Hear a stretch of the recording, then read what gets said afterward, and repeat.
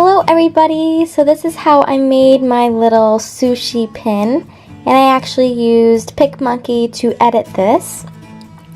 And what I did, you can't see it right now, but I have an actual picture of sushi above this little shrimp guy, just to take the color from, so I can really get that good shrimp sushi orange color. And basically I just colored everything that I wanted to be this particular color, and then I used this little slide bar on the left hand side to actually fade it a little bit to make it even lighter, because when you do shrinky dink in the oven, the colors actually become more saturated.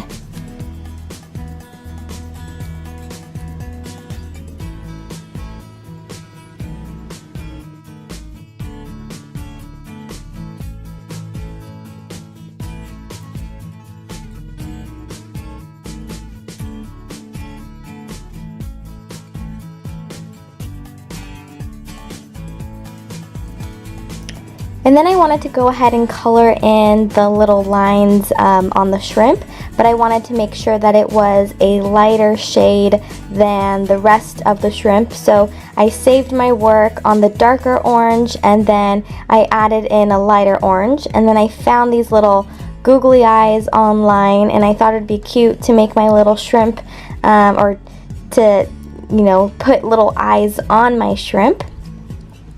And then I wanted to add a little hand-drawn mouth, and of course I ran out of space on my camera and I didn't realize that I wasn't filming, and I already made the mouth exactly how I wanted it to, so you'll notice a little mouth pop up in the next clip.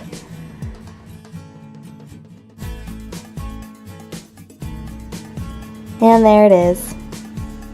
And then you're just going to want to go ahead and save your piece of art and then put it on a Word document and try and fit it in so that you can put it all on one page, and then print it out on Shrinky Dink film or shrink plastic film.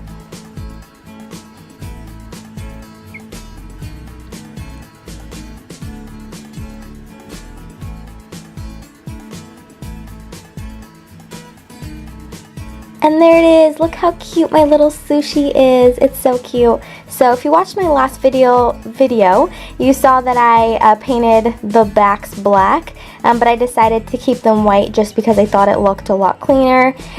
So this is just me showing you that they are in fact white. And then I took my Mod Podge, the dimensional one, and then just covered up all of my little pins.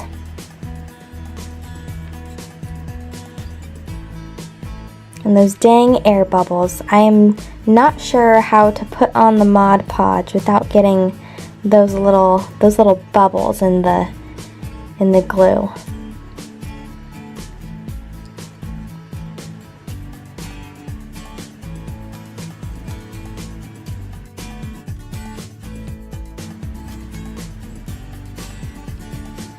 So this is the little sushi with the Mod Podge dried up after 24 hours. And then you're going to want to go ahead and take your pin backs with Gorilla Glue is what I use to glue on my pin backs. And you just want a little amount, or else it's just going to spread out all over your pin. And just stick it on and then let it dry. I actually let mine dry for a couple hours. It probably didn't take that long, but you can never be too safe.